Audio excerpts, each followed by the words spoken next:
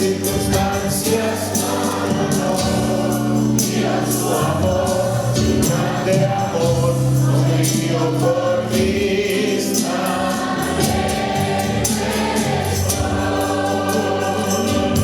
Señor, qué gran verdad tiene este canto, Padre Celestial, porque si miráramos las circunstancias seríamos un grupo de personas completamente desanimados, Padre, porque estamos a punto de poseer la tierra, Señor. Padre, aquella tierra, llegar a aquel lugar, Señor, que tú has prometido para nosotros, Señor. Padre, cuando todo parece adverso, Señor, cuando la incredulidad es mayor, Señor, pero todavía existe un Caleb, Señor, el cual se quedó del lado de Josué, Señor. Padre, con ese reporte positivo, Señor, de saber que la tierra es nuestra, Padre, no por nuestros méritos, Señor, sino que era más que vencedor por medio de aquel que dio su vida en el Calvario, Señor. Padre, permite que en esta mañana ese sea nuestro testimonio, Señor. Que nuestra vista pueda ser fijada en el Calvario, Señor, en aquel sacrificio supremo que fue hecho por nosotros, Padre. Por eso, Dios, no miramos a nosotros mismos, Señor. No miramos a diestra ni a siniestra, sino que estamos mirando al blanco perfecto, el cual eres tú, Señor. Es aquello, Padre, que nos mantiene todavía, Señor, no con un ánimo caído, Señor Jesús, sino bajo gran expectativa, Padre, sabiendo que estamos viviendo las sombras de tu venida, como dijo tu siervo, Señor. Padre, ayúdanos en esta mañana, Señor, que tu palabra pueda salir con libertad, que haya un corazón dispuesto a recibirla, Señor, y ciertamente, Padre, tú nos darás de tu palabra, no por razón del que habla, sino por razón de tu promesa y del que escucha. En el nombre del Señor Jesucristo. Amén.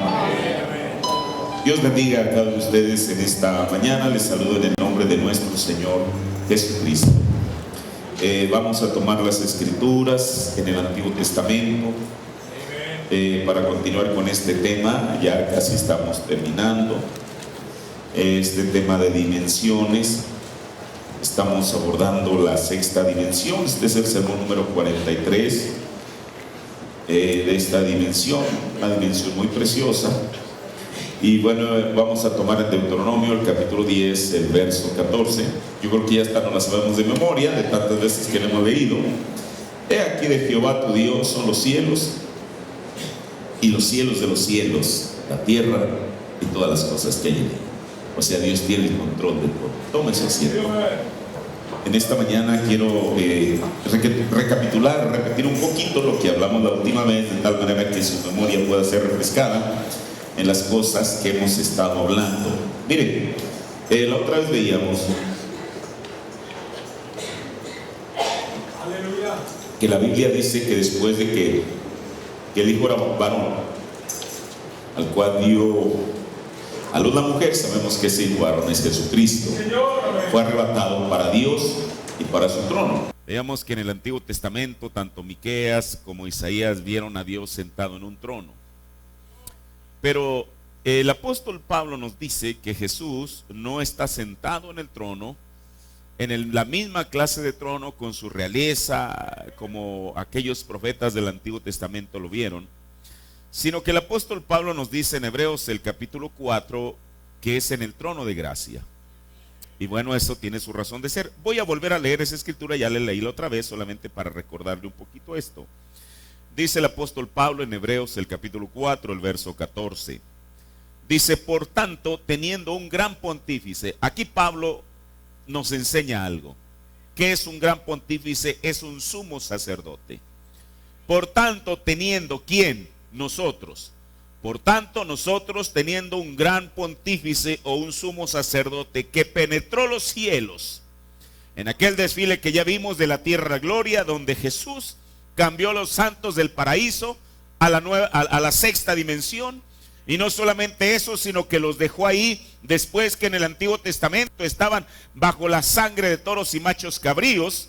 Entonces pasan a un mejor lugar donde están bajo la sangre de Jesucristo. Pero Él los dejó ahí y siguió adelante para, usted se acuerda la escritura que el profeta nos señala y dice que dijo, Padre, ahí están ellos. porque había una escritura que decía que él pondría a sus enemigos debajo de sus pies.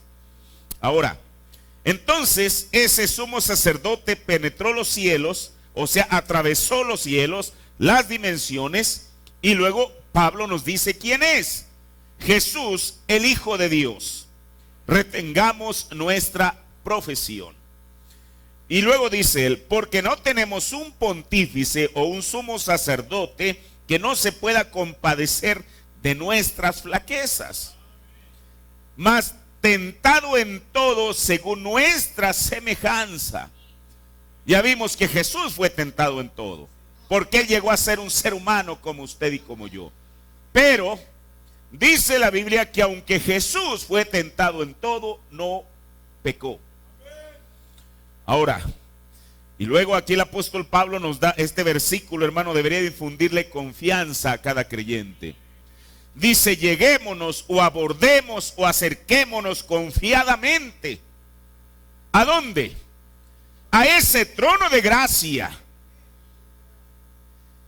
para alcanzar misericordia. Eso quiere decir que si una persona se acerca al trono de gracia de Dios, tenga la certeza por la promesa de Dios que va a alcanzar misericordia y hallar gracia para el oportuno. Que es algo oportuno, es a tiempo, en el momento justo, para el oportuno socorro. Ahora, en el Antiguo Testamento los sacerdotes eran quienes representaban al pueblo ante Dios ofreciendo sacrificios. Pero no solamente ofreciendo sacrificios, sino orando a favor de ellos, o sea, a favor del pueblo. Por eso, mire, el apóstol Pablo nos dice que los sacerdotes eran tomados de entre el pueblo, para que ellos pudieran entender a la gente. Jesús, o Jehová, el gran Jehová que llena todo el espacio, aunque Él es Dios, ¿cómo podría entendernos perfectamente si Él no hubiera venido a ser uno de nosotros? Él tuvo que probar esta carne, porque la Biblia dice que Dios no puede ser tentado. Dios como espíritu no puede ser tentado, pero Dios como hombre sí pudo ser tentado. Ahora, Pablo, el sumo sacerdote, decíamos la otra vez, es el que supervisaba al resto de los sacerdotes. Mire, a mí me gusta eso, ahorita voy a entrar a esto. Y presentaba ofrendas por el pecado.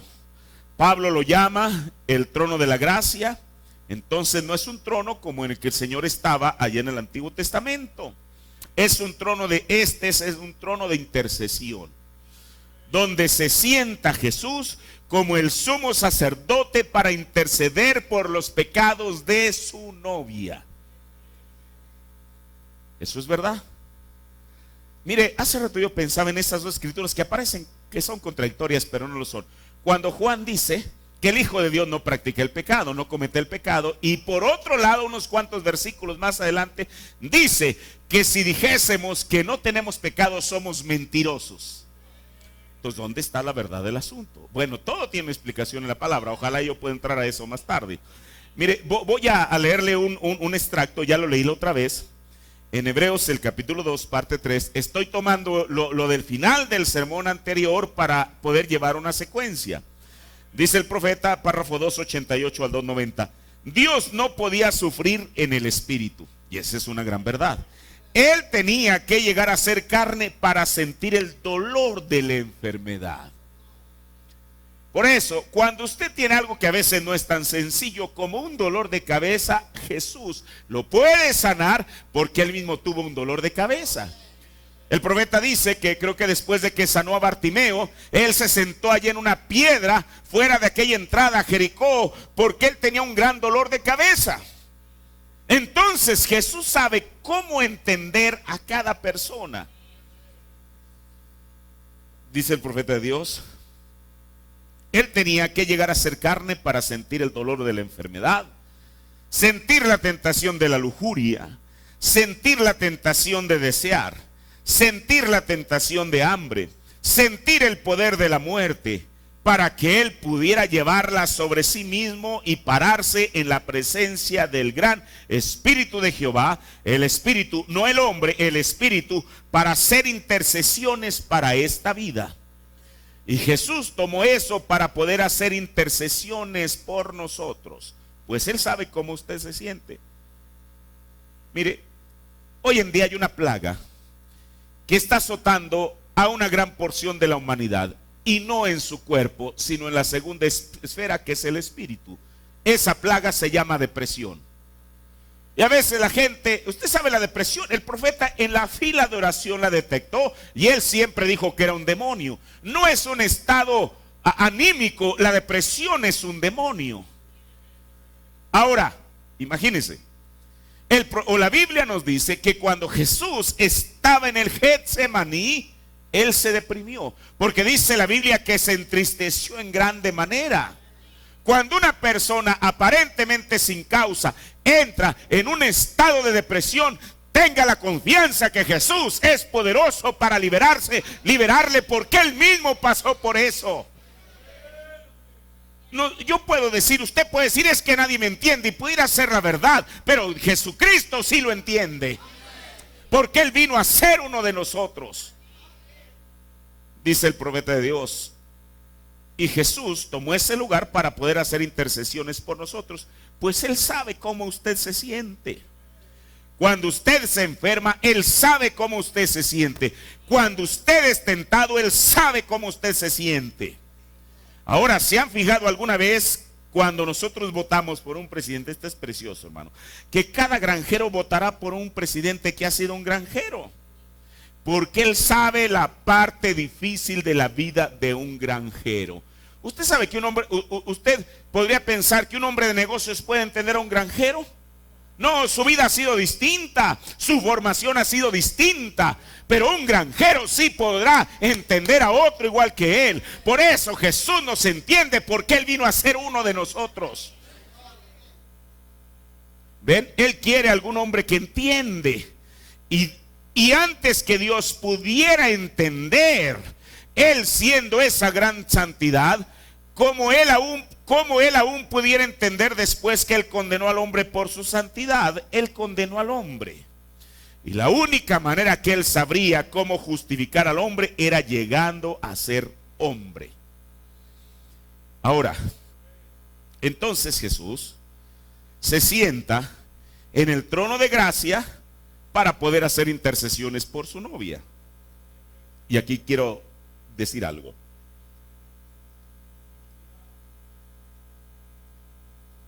Creo que para nosotros no es difícil entender eso, ¿verdad?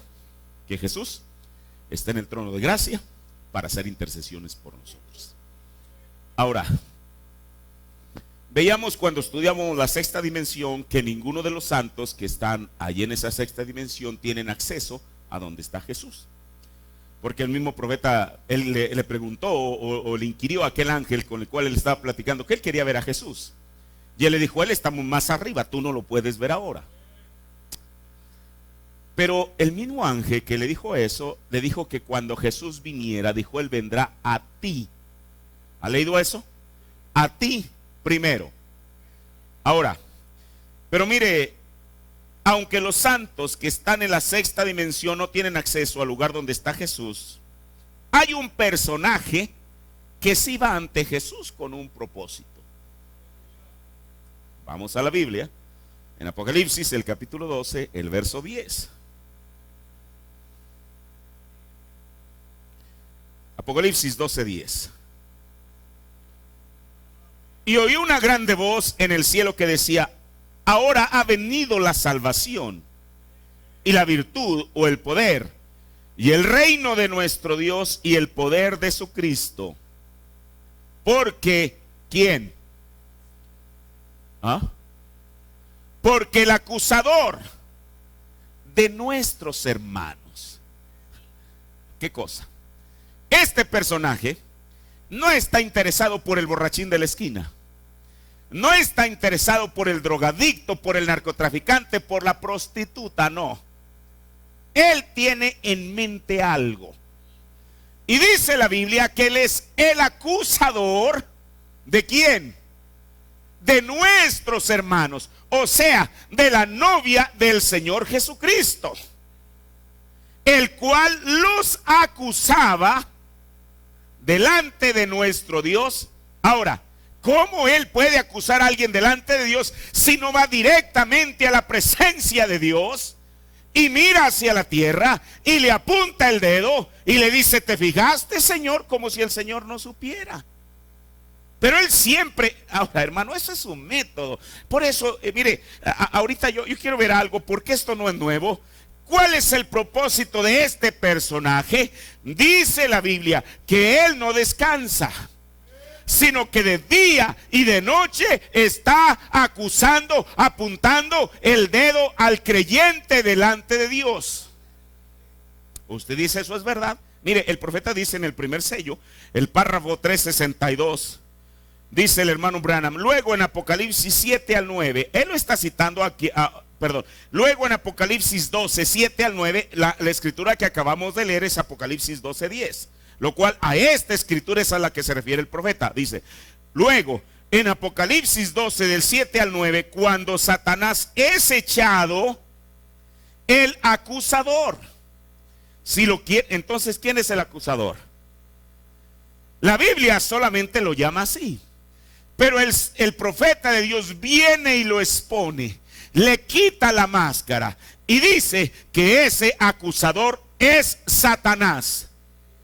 Si lo quieren anotar, porque deseo que lo lean, ya no tengo tiempo, faltan 15 minutos para las 10, dice el profeta. Ven, pero en Apocalipsis 12 del 7 al 9, Satanás, el espíritu, el diablo, el cual está allá arriba ahora mismo. Qué cosa. En esta mañana, en este domingo, él está allá. ¿Qué es lo que está haciendo? Dice, el cual está allá arriba ahora mismo, acusador de nuestros hermanos. Pero mire, quiero decirle que esto no es nuevo. Uno, para poder entender correctamente las escrituras, y yo nunca me voy a cansar de decirlo, por eso necesitábamos un mensaje hoy en día. Mire lo que dice el profeta en Compañerismo por Redención, párrafo 160 y 161. Entonces Satanás, el acusador, ¿quién es el acusador? Satanás subió y dijo delante de Dios. Y dijo, qué cosa, ¿no has considerado a mi siervo Job? Entonces, hermano, él desde el mero principio ha estado muy activo. Y él dijo, y Dios le dijo, y Dios dijo, has considerado a mi siervo Job. Y mire, si hay algo que al diablo no le gusta, es que alguien hable bien de otro. Por eso muchas de los diálogos que yo escucho, a veces entre el mismo ministerio, no aquí, en otras partes, siempre están señalando, y fulano, y sutano, y merengano, y merengano. ¿Por qué no cambian la versión del asunto? ¿Sabe usted por qué? Porque cuando uno cae en ese juego, uno se está haciendo socio del diablo. ¿O no? Lo está haciendo su amigo. Uno le está evitando el trabajo. ¿Cuál es el trabajo del diablo? Acusar a los hermanos. O estoy errado. Alguien que me diga que estoy equivocado. Y Dios dijo, ¿has considerado a mi siervo Job, un hombre justo, un hombre perfecto? Mire, hay 3 escrituras en los primeros 2 capítulos de Job, y las cuales literalmente dicen lo mismo, que Job era un hombre perfecto, era un hombre recto, era un hombre justo y era un hombre apartado del mal. Él tenía estas 4 virtudes. En Job 1, así comienza la historia de Job. Más adelante, mire, la Biblia dice que ese era el concepto que la gente tenía de Job, pero resulta que el mismo concepto que la gente tenía de Job era el mismo concepto que Dios tenía de Job. Y entonces mire, oh, qué cosa, hermano, Dios no se equivoca. Él sabía, Dios no tenía, hermano, parecía como que Dios, él estaba detrás de todo esto. Cuando él le dijo al diablo, oye, ¿has considerado a Job? ¿Por qué no te has fijado en él? Él tiene estas 4 virtudes, es varón perfecto, recto, temeroso de Dios y apartado del mal. Hermano, eso le cayó a Satanás como un limón agrio. Él no esperaba que Dios dijera eso de Job. Y entonces el profeta dijo en las edades de la iglesia que él es un buen sofista. O sea, es alguien que con argumentos terrenos nadie le va a ganar. ¿Qué es lo único que va a derrotar al diablo? La palabra. Porque fue la misma defensa que Dios le dio a Adán y Eva en el principio. Solamente que ellos hicieron la Biblia a un lado para escuchar el argumento de la serpiente. Si ellos se hubieran quedado detrás de la única y efectiva defensa que Dios les dio, no estuviéramos en el enredo que estamos en este día. Por eso Jesús, sabiendo perfectamente eso, él, con razón dijo el hermano Branham, mire, porque Dios no es ventajoso. ¿Cuántos creen eso? Que Dios es justo. ¿Quién es el creador? ¿Satanás o Dios? Dios es el creador. Cuando Satanás lleva, el pobre individuo llega ante Jesús tratando de impresionarlo. Pero dijo el profeta, él no sabía con quién se había encontrado. Él no tenía la certeza. Por eso le dijo, si eres hijo de Dios. Jesús no tenía que mostrarle unos grandes músculos para decirle, mira, quiero decirte que sí soy el hijo de Dios. Pero cuando Satanás le comienza a citar, le dice, es verdad, pero también escrito está. El hermano Branham dijo, Jesús nunca derrotó al diablo con su deidad, él lo derrotó con la palabra. De tal manera que usted y yo no estamos o Jesús no estaba en una condición, en un estatus más alto que nosotros. Porque alguien pudiera argumentar, hermano, pues con razón Jesús derrotó a Satanás, él era Dios, sí, pero él nunca tomó ventaja sobre él. Él se paró en los mismos terrenos del diablo y le citó la palabra y lo venció. Eso es exactamente la única arma que Dios le ha dado a su iglesia. Ahora, imagínense cuando el Señor le dice, ¿qué cosa? ¿Has considerado a mi siervo Job? Un hombre justo, hombre perfecto. Pero otra cosa, no hay ninguno como él en toda la tierra. Piénsenlo, nadie como él en toda la tierra. Bueno, Satanás sabía que si el Señor estaba diciendo que era justo, era justo. Si el Señor estaba diciendo que era perfecto, era perfecto. Si el Señor estaba diciendo que era recto, era recto. Si el Señor estaba diciendo que era apartado del mal, eso era. Pero él no se iba a quedar con eso. Su mente, aquella mente, usted sabe, científica, comenzó a pensar, dijo, ahorita yo tengo que inventar algo porque yo no voy a quedar con eso. De que él venga y me diga que un ser humano como Job es esto. Yo esperaba que él me dijera que Job es lo peor de la cosecha. Pero resulta que no. Y mira lo que le dice. Sí, seguro que sí. Tú tienes una cerca alrededor de él. Y ese hombre tiene todo. Buena salud y buena fortaleza y bastante dinero y bastante de todo. Seguro que sí. Él puede servirte. Mire qué astucia, qué argumentos. Él no se iba a quedar con lo que el Señor le estaba hablando de Job. Él tenía que sacar algo para sacarse la espina. Pero dijo, permítemelo unos cuantos minutos. Yo lo despedazaré. Y dijo, yo haré que te maldiga en tu rostro. ¿Sabe una cosa, hermano? Dios sabía el calibre de Job. A mí me agrada eso. ¿Usted cree que el Señor, siendo omnisciente, iba a quedar en el ridículo? Y que después viniera Satanás aquí con el pecho erguido y decir, ya ves lo que te dije. Así que mejor para la otra no lo intentes. Dios sabía lo que le estaba diciendo a Satanás, al acusador, cuando él se refiere en esos términos a Job. Todos sabemos la historia. Job pudo haber maldecido el día en que él nació, lo cual hizo. Pudo haber hecho tantas cosas, pero lo que Satanás, aún la mujer de él, ahora el profeta dijo, mire, yo creo que era una buena mujer, pero como cualquier mujer, ella tenía su momento de debilidad. Cuando él le dice, Job, maldice a tu Dios y muérete, no era la mujer, era el diablo hablando a través de ella. ¿Y sabe qué le dijo Job? Querida, me extraña, porque mire, la Biblia dice todas las cosas que le sucedieron a Job después de su aparente desgracia. Los criados a los cuales él les daba su sueldo cada semana puntualmente, ahí estaban el sábado por la tarde a recibir su salario. Por 7 días lo ignoraron, le dieron la espalda. Oiga, qué sinvergüenzas. Cualquier otra persona le ha dicho, ¿saben qué, jóvenes conmigo? No, mire, se me van ahorita, hay mucha gente desempleada y ellos, pero no. Mira, otra vez estaba leyendo, creo que nuestro hermano tomó hablo de Job. En esa parte de la escritura dice que él era la vista al ciego.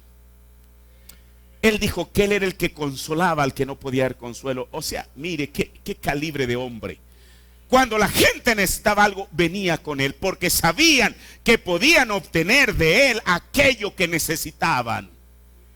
Pero ahora sus propios criados dándole en la espalda. Pero Job, aún en su nobleza, los dejó hasta el final. Cuando la mujer le dice, mira Job, ¿eso es lo que te ha traído tu religión? Y entonces Job le dijo, mira querida, si le hemos servido a Dios cuando hay abundancia, ¿no le podremos servir en pobreza? Eso es lo que la Biblia dice cuando la pareja se está casando. ¿Promete usted servirle en riqueza y en pobreza? No solamente cuando todo va bien, sino cuando todo va mal. Ahí se demuestra el calibre de cada persona. Entonces Job, la mujer le dice, ya reniega de tu religión, reniega de eso. Y dice, mira querida, tú has hablado como una mujer necia. El profeta de Dios dijo, el profeta dijo que la mujer refleja el carácter del esposo para comenzar. Es el espejo del hombre, su esposa, cualquiera que sea. Eso es lo que dijo el hermano Branham. Ahora, por eso él sabía que no es que la mujer, el profeta nos dijo esto, no es que la esposa de Job fuera una mujer fatua, no era mujer necia, pero ella allí en ese instante había hablado como si fuera una necia. Ahora, por eso, imagínese este acusador desde cuándo está. Y él está muy activo, y más en este tiempo. Él va y regresa, va y le dice, oye, ¿no te fijaste en fulana? ¿No te fijaste en merenganito? Y eso, mira, que van al tabernáculo luz al atardecer, y eso que son cristianos, y eso que son... Oye, usted no me diga que usted no se incluye en eso, hermano. Yo me incluyo en eso también. ¿Ve? Por eso, esa es la razón. Escuche, esto es muy importante. Esa es la razón que cuando una persona peca, allí y entonces debe confesar ese pecado delante de Dios y enmendarlo. Porque entonces Satanás tiene un arma segura. Escuche, la Biblia dice que Él es nuestro acusador. Pero una cosa es que Él sea nuestro acusador y otra cosa es que Él sea exitoso con la acusación que nos hace, pero eso no depende de Dios, depende de usted y de mí. ¿O no? Mire,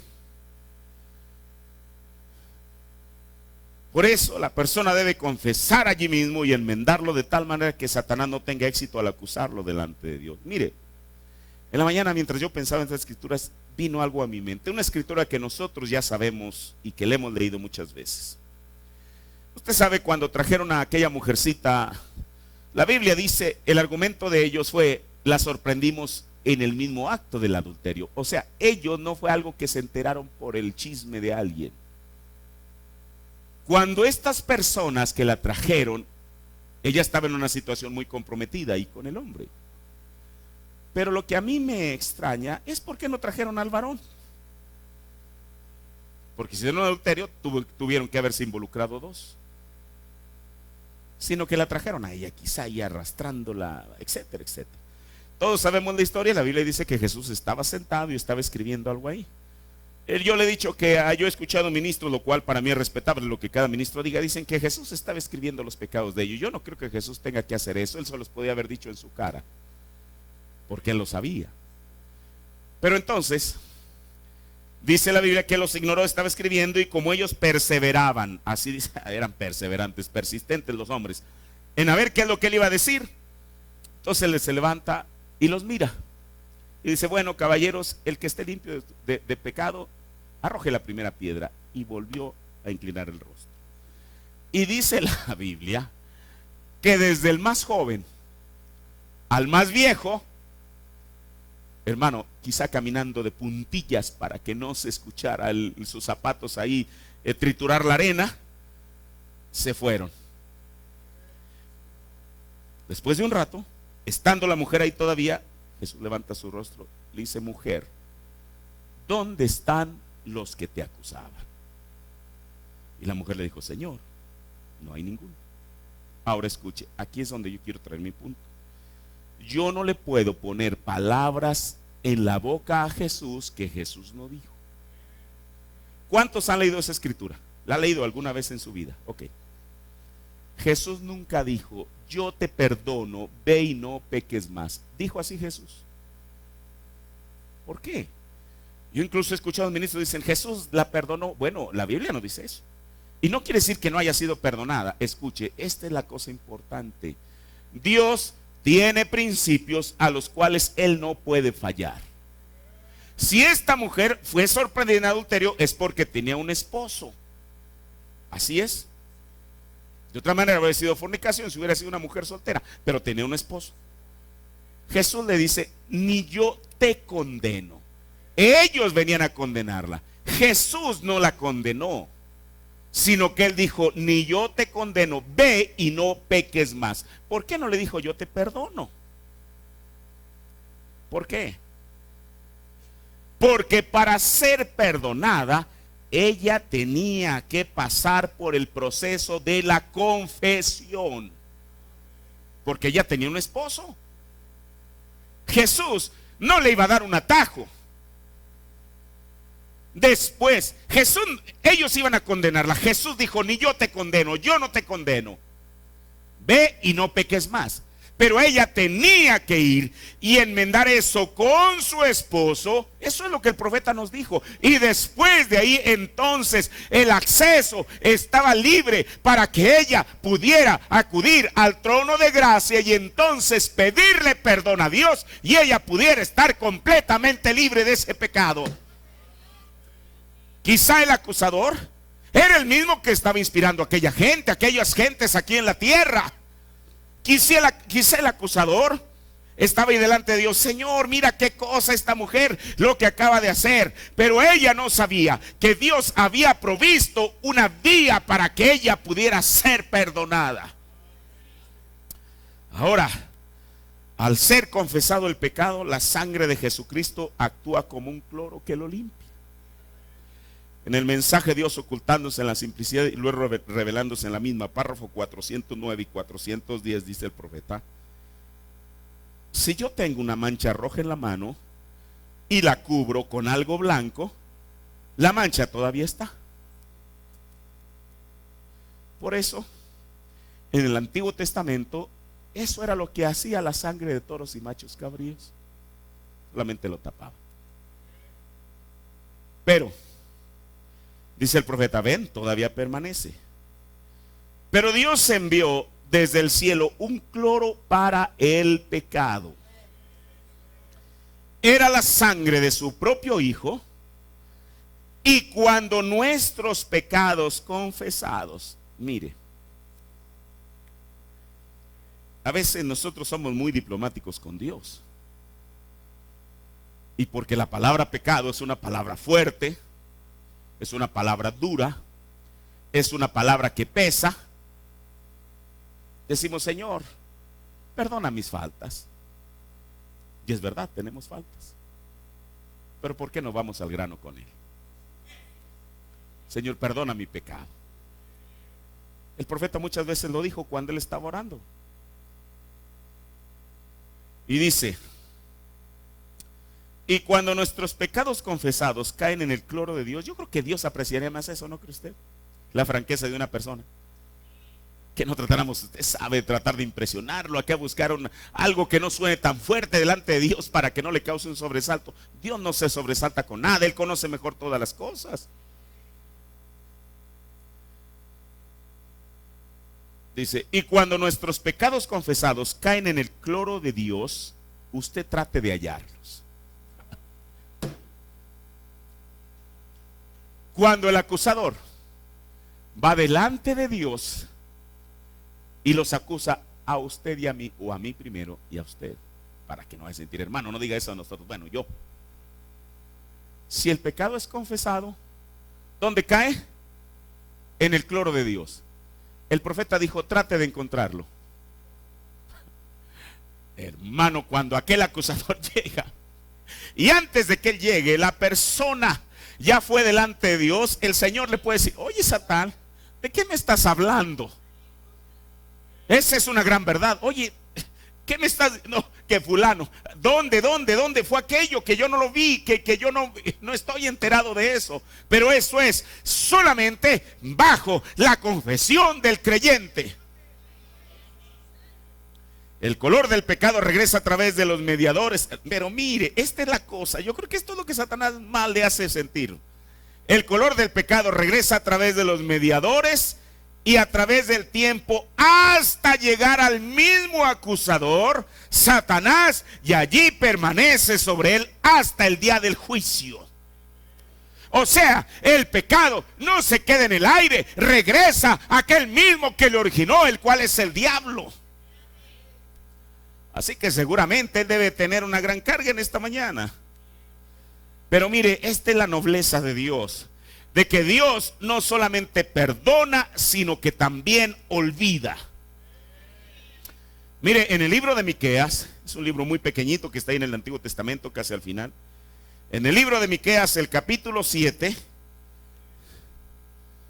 él dice esto, mire, y él lo dijo todavía bajo la ley, cuánto más nosotros podíamos decirlo bajo la gracia. Miqueas 7, el verso 18 y 19. Dice Miqueas, un profeta menor: ¿qué Dios como tú?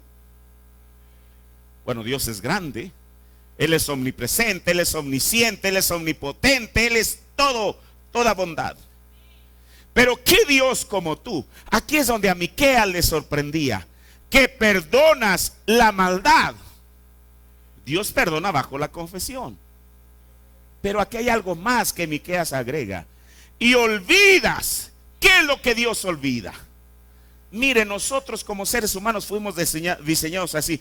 Si yo le ofendo a usted, o usted me ofende a mí, aun cuando yo le diga: hermano, perdóneme, hermana, perdóneme, o usted hace lo mismo conmigo, bueno, espero que usted me perdone, yo también lo hago.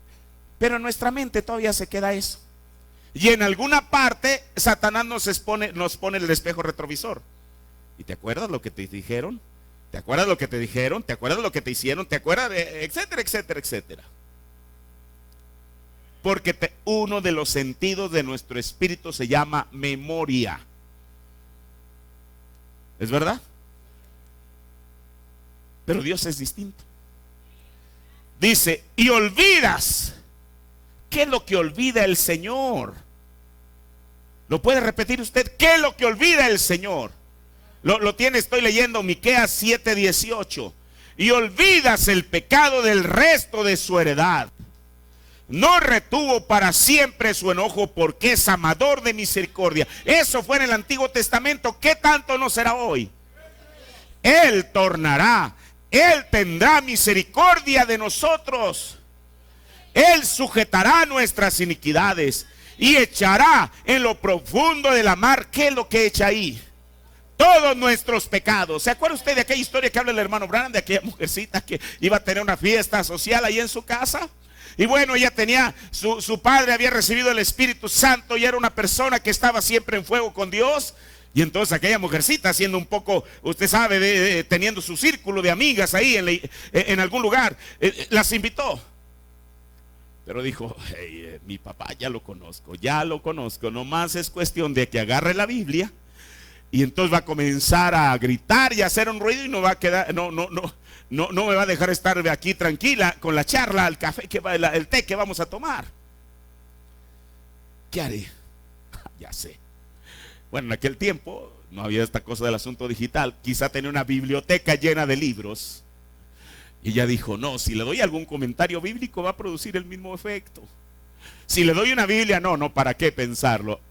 Geografía, sí, geografía, sí, eso a papá lo va a mantener tan ahí entretenido, ocupado, viendo las montañas, los ríos, los glaciares, etcétera, etcétera. Y le dijo: papá, mira, van a venir mis amigas aquí a la casa, vamos a tener un poco de té, así que una fiesta de té, así que mira, te voy a proponer algo. En lo que nosotros estamos platicando acá en nuestros asuntos, ¿por qué mejor tú no te subes allá al segundo piso y ponte a leer este libro? No, el anciano encantado ahí, y está leyendo el libro, y las muchachas, ella con ellos, sus amigas platicando y riéndose y todo lo demás, cuando de pronto se oye un pisoteo en el techo y diciendo: gloria a Dios, aleluya, gloria. Y la mujer dijo: ¿qué pasó? Si yo le di un libro de geografía, ¿qué pasó? Y sube corriendo la muchacha ahí las escaleras, casi se tropieza. Papá, ¿qué es lo que tienes? Yo te di un libro de geografía. Dijo: hija, me acabo de enterar en este libro que hay un lugar donde el océano no tiene fondo. Dijo: y yo leí en la Biblia, quizá esta misma escritura, que Dios enterró, sepultó mis pecados en el fondo del mar y todavía no pueden ser encontrados. Oh, gloria. Por eso le echó ahí en lo profundo, y el profeta dijo que es el mar del olvido. Mire en Isaías el capítulo 38, el verso 17. Oh, gloria a Dios. He aquí, amargura grande me sobrevino en la paz. Mire lo que está diciendo Isaías. Mas a ti, a Dios, plugo, le agradó librar mi vida del hoyo de corrupción. ¿Por qué? Porque echaste, ¿dónde? Isaías 38, 17. Espero que él lo tenga para que me ayude. Porque echaste, ¿dónde? Tras tus espaldas todos mis pecados. Mire, todos sabemos la historia de aquel domingo por la mañana, cuando el profeta estaba, creo, en Cleveland, Ohio, y él estaba en una reunión y todos los días iba a comer a un restaurante de unas mujeres menonitas. Ellas se vestían correctamente, etcétera. Pero aquel domingo en la mañana ellas se fueron a la iglesia. El hermano Branham quiso quedarse en el hotel para descansar y estar listo para el servicio de sanidad en la noche. Y entonces él, cuando vio que el restaurante estaba cerrado, fue y buscó otro hasta que cayó en algún lugar. Bueno, dice que quizá no había algo más cerca. Vio ahí cuando entró al lugar, dice que él vio, para comenzar, bueno, una cosa difícil. Dice que vio a un policía de Ohio metiéndole monedas a la máquina de apostar. Dijo: cuando es ilegal el apostar en Ohio. Pero ahí estaba el representante de la ley haciendo contrario a lo que la ley decía. Y entonces vio a unos jóvenes con una jovencita de una manera muy tremenda. Bueno, eso no fue todo. Él, cuando va entrando, a medida que va entrando, parece que va entrando a la antesala del infierno. Y entonces, por allá en un rincón, bajo una luz quizá de neón, ahí usted sabe, esos sitios lúgubres, ve a una mujer anciana con 2 o 3 acompañantes, ancianos igual que ella. El profeta dice que para ella todo era azul. Traía el cabello pintado de azul, traía los párpados pintados de azul, los labios pintados de azul, las uñas pintadas de azul, todo era azul. Y entonces, cuando él ve aquello, dice: Señor, mi hija Sara, mi hija Rebeca van a tener que crecer en un lugar así. Y él se indignó. Dijo: Dios, así como Juan, seguro que en una ocasión, ¿por qué no lo recibieron en Samaria? Dijo: ¿por qué no envías fuego del cielo y destruye esta cosa y la desaparezca del mapa? Dijo: Señor, ¿por qué no envías fuego del cielo y arrasas con este local? Y él estaba en eso, cuando de pronto algo se abre como una pantalla y se ve él mismo. Pero no se ve como el reverendo William Branham, el evangelista, se ve como el niño Billy Branham. Y entonces en aquella visión, haga de cuenta que había una película de todo su pasado y va pasando capítulo por capítulo. Y él, ¿sabe? Él se espantó ante lo que estaba viendo. Y entonces él dice que cada vez que él hacía lo malo, dijo que el pecado subía como una nube negra. Pero dijo que la tierra la vio cubierta por un círculo de sangre, por un arco de sangre. Y entonces dice que él, en la misma visión, vio a Jesús viendo la escena del Calvario, con la sangre corriendo de sus sienes por causa de aquella corona de espinas. Y entonces dice que cuando él pecaba, su pecado subía. Y era como cuando un boxeador le da un golpe a la persona aquí en su mandíbula y hace esto. Y entonces el siguiente pecado subía y hacía lo mismo en el rostro de Jesús. Y dice que él se sintió mal. Y dijo: Señor, esto fue lo que mis pecados te hicieron a ti. Y pero aquí hay algo, mire, esto va con nuestro. Dice que el profeta entonces, que cuando él dijo: Señor, ten misericordia de mí, me arrepiento, perdóname. Porque para esto dice que el perdón no. Bueno, no quiero usar la Biblia para este ejemplo. Dice que vio un libro. Y ese libro en la cabecera tenía William Branham. Y cada vez que él hacía algo malo, se estaba anotando allí. Hermano, quién sabe cuántas hojas tendría aquel libro, ya llenas y llenas y llenas y llenas y llenas. Y entonces dice el profeta que dijo: Señor, ten misericordia de mí, ¿me perdonas? Dice el hermano Branham que Jesús metió la mano en su costado. ¿Qué tenía Jesús en su costado? Una herida con sangre. Por eso, mire, aunque para nosotros fue terrible lo que aquel soldado romano le hizo a Jesús, cuando clavó aquella lanza, él no sabía que lo estaba haciendo para nuestro beneficio. Dice que con el dedo lo saca impregnado de sangre, y al libro, no quiero usar la Biblia, al libro así de una manera transversal le puso con palabras: perdonado. Pero no solamente eso, arrancó aquella hoja o aquellas hojas. Ahorita me acuerdo por lo que dice Isaías. Ustedes pueden encontrar eso en los sermones. Y el hermano Branham le hizo así, lo echó hacia atrás. Porque esto es lo que Isaías dijo: porque echaste tras tus espaldas todos mis pecados. ¿Cuándo es eso? Cuando la persona lo confiesa, desde luego. Por eso, mire, el hermano Branham dice: en la unión invisible de la novia, ustedes están parados completamente. Párrafo 269. Para comenzar, ustedes no pecaron. Dios ni siquiera lo sabe. Él está en el mar del olvido. Eso es lo que dijo Miqueas. Dios echó nuestros pecados en el mar, en lo profundo de la mar. Ustedes no lo hicieron. Ustedes fueron acusados por eso, por el acusador. Pero realmente, desde el principio, ustedes fueron predestinados para ser un hijo o hija de Dios.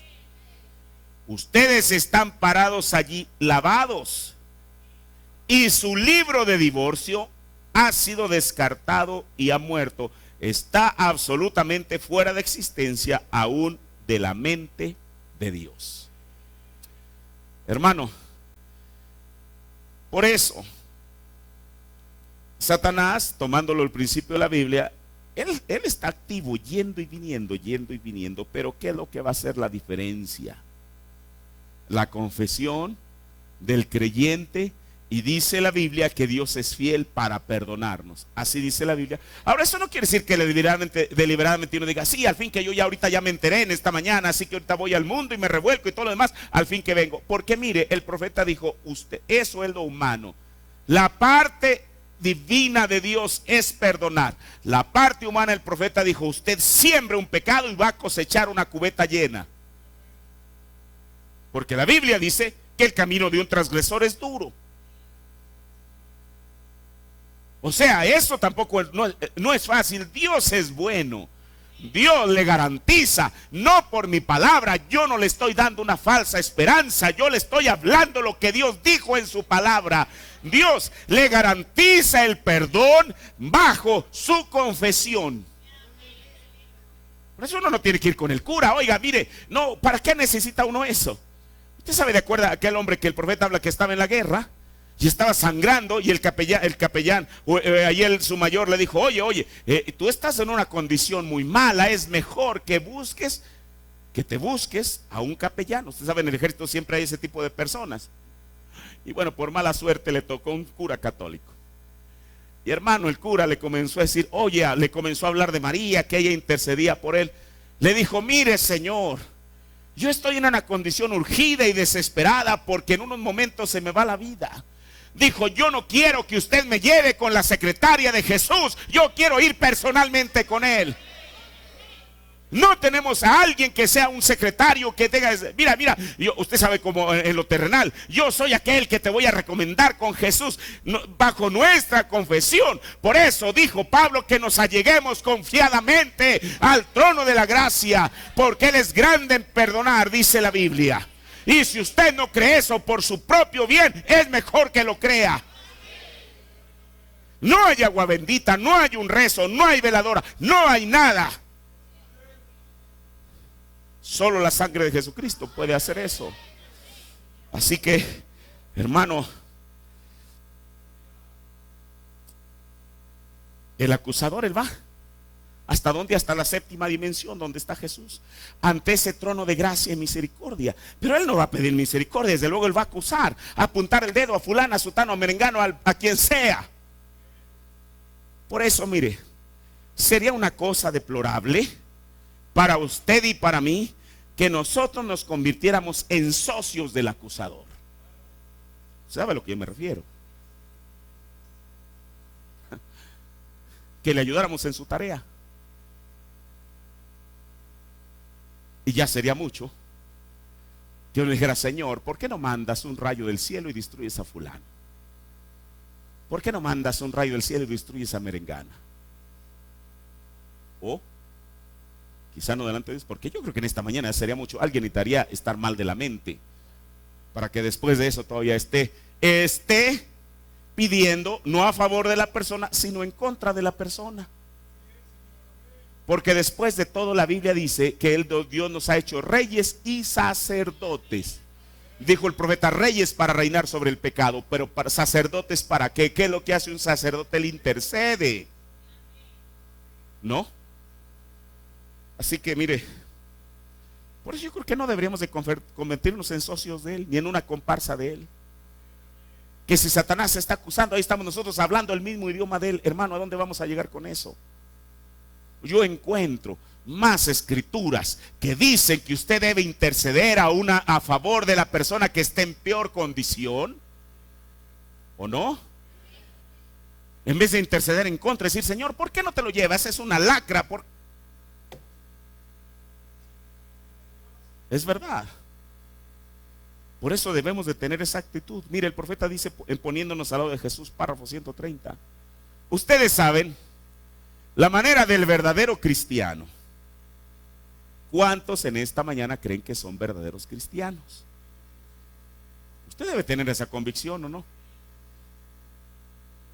Ustedes saben, la manera del verdadero cristiano es esconder todo lo que pueda de un hermano. Esto es lo que dice la Biblia. Mire, yo creo que una cosa es cubrir y otra cosa es encubrir. La Biblia dice: el que encubre su pecado, ¿qué? No prosperará. Pero el que lo confiesa, Pablo dijo que se cree con el corazón, pero con los labios se confiesa. El que lo confiesa y se aparta, este alcanzará misericordia. Pero el que los encubre no va a prosperar. Pero por otra parte, la Biblia dice que el amor, ¿qué? No dice que encubrirá. El amor cubrirá multitud de pecados. Eso es lo que la Biblia dice. Por eso dijo el profeta: solo diga sus cosas buenas, solo diga lo bueno que usted conoce acerca de Él. Si alguna cosa está mal, déjela quieta. De todas maneras, el pobre individuo ya tiene suficiente contra él. Mire, cualquier persona que realmente ha tenido una experiencia con Dios genuina y que cae, usted sabe lo que eso produce en el corazón de la persona. No está en paz con Dios, quizá no está en paz con los que están alrededor de él. Hay algo en su corazón que le está punzando. Si es una simiente predestinada, si no, nada pasa. Pero si es una simiente predestinada, el pobre individuo ya tiene suficiente con aquella carga de pecado que está en su corazón. Imagínense que él mismo Porque aún si no tiene el Espíritu Santo, tiene una conciencia. Eso es lo que la Biblia dice que le redarguyó a aquellos que fueron a acusar a la mujer. No fue el Espíritu de Dios en sus corazones. El Espíritu de Dios es algo mucho más sensible todavía, pero redarguidos por su conciencia. Desde el más pequeño hasta el más grande, desalojaron el lugar hasta que cuando Jesús levanta el rostro, no hay absolutamente nadie.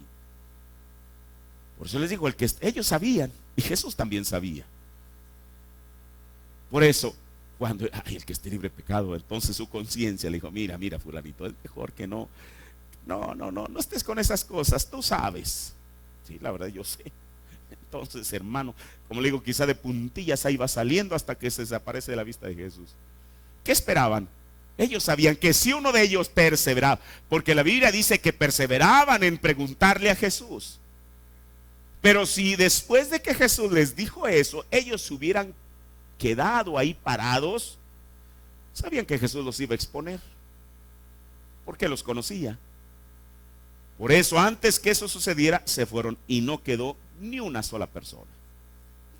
Ahora, mire lo que dice el profeta de Dios. Solo diga lo bueno que usted conoce acerca de él. Si alguna cosa está mal, déjela quieta. De todas maneras, el pobre individuo ya tiene suficiente contra él. Yo dudo que haya una persona presente contándonos todos nosotros que alguna ocasión no haya pasado por esto.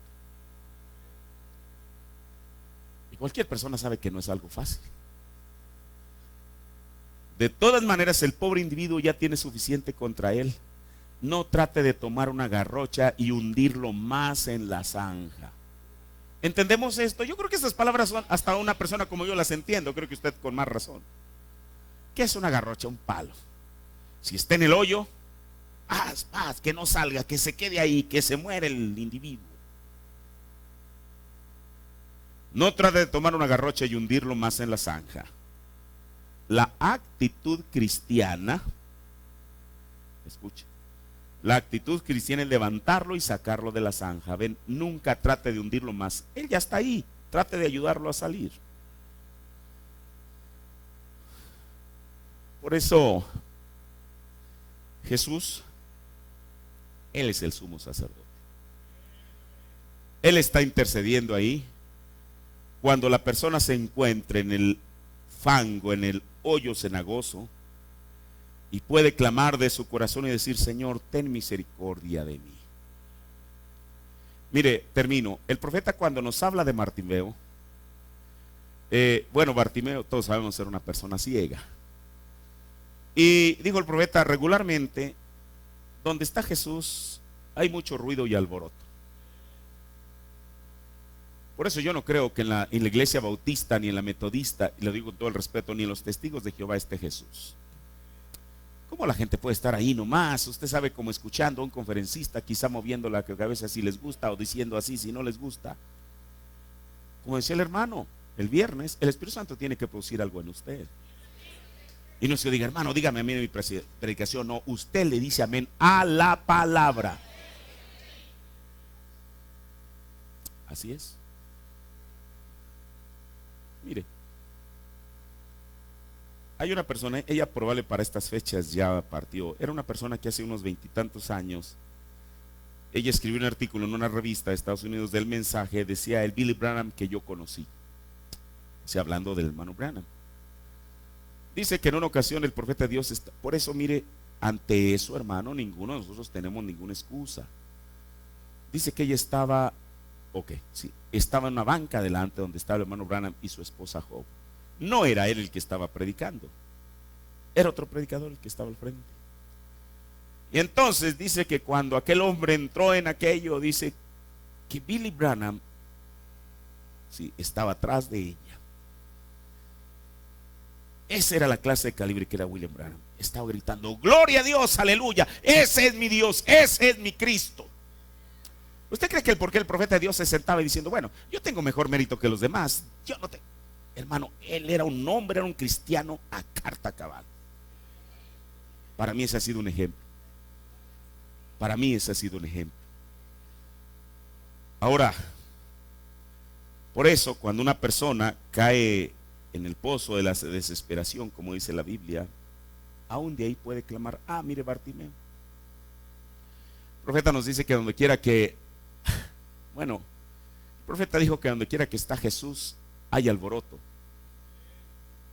Cuando él entró a Jerusalén, aquel domingo que le llaman el Domingo de Ramos, dijo, había mucha gente que estaba diciendo: Hosana, Hosana, que quiere decir: oh, sálvanos. Hosana al que viene en el nombre del Señor, al Hijo de David. Y había otra gente que también estaba gritando a voz en cuello: no le hagan caso, ese individuo es un profeta falso, está engañando a la gente. Bueno, había ruido de todas maneras. Pero dijo el profeta que cuando Jesús llegó a Jericó, dice, había todo ese ruido que siempre está alrededor de Jesús. Y entonces un pobre ciego sentado en una piedra, en la misma piedra que después Jesús fue y se sentó cuando él tenía un dolor de cabeza, estaba gritando: Jesús, Hijo de David, ten misericordia de mí. Escuche, el profeta dijo que lo que atrajo a Jesús no fueron los gritos de Bartimeo, porque él no se podían oír en medio de tanto ruido que había entre la gente. Pero lo que atrajo a Jesús fue aquel estirón de fe y de necesidad que estaba en Bartimeo. Y es cuando Jesús hace a un lado a la gente y se presenta ante él y le dice: ¿qué quieres que yo haga por ti? Y Bartimeo dijo: Señor, que reciba yo la vista. Y dice la Biblia que Jesús tocó a Bartimeo y en el instante recibió la vista. Hermano, yo creo que eso es exactamente lo que Dios escucha. No que usted y yo hagamos una oración elaborada para tratar de impresionarle y a ver si Él nos escucha. Él, antes que nuestra voz, Él escucha el gemido del corazón de cada creyente. Eso es lo que Él hace. Por eso creo que esa debería de ser la actitud de cada creyente, el ser un sacerdote, ¿o no? Para interceder a favor del hermano caído. Y aún esa es una de las características del pastor. No estoy hablando de mí, de cualquier pastor. El profeta dijo en Casamiento y Divorcio, párrafo 16: y en verdad un pastor es un sacerdote. Eso es un intercesor. Hermano, cielos y tierra pasarán, pero esta Biblia y este mensaje nunca pasarán. Por eso, ya termino con esto en esta mañana. Es precioso cómo es que el Señor siempre tiene una contraparte. Mientras el acusador de nosotros, el que lo está acusando a usted, ¿o no? Si usted es parte de los hermanos, tenga la certeza que Satanás está muy activo acusándolo. Ahora, aquí hay esto. No solamente dice la Biblia que está de día, sino también de noche. Él acusa, no solamente, Él nos acusa, no solamente de nuestras acciones, pero aún de nuestros pensamientos. Porque en la sexta dimensión se oyen más fuerte. Aún una persona pudiera hablar quedito, pero sus pensamientos allá, hermano, parece que tienen un altoparlante. De día y de noche. Aún cuando estamos dormidos. Eso es lo que dice la Biblia. Que Él nos está acusando delante de Dios de día y de noche. Pero solamente hay una manera en la cual Él puede regresar derrotado de aquella acusación que les hace a los hijos de Dios, y es bajo la confesión del creyente. Mientras el creyente no confiese aquello está palpitando delante de Dios, y Satanás se vendrá contento sabiendo que ha logrado su objetivo de acusar a los hijos de Dios. Ese es algo importante, hermano. Por eso, como dice la Biblia, ¿quién acusará a los escogidos de Dios? Dios es quien, el que ¿qué? El que justifica, dice la Biblia. ¿Es verdad?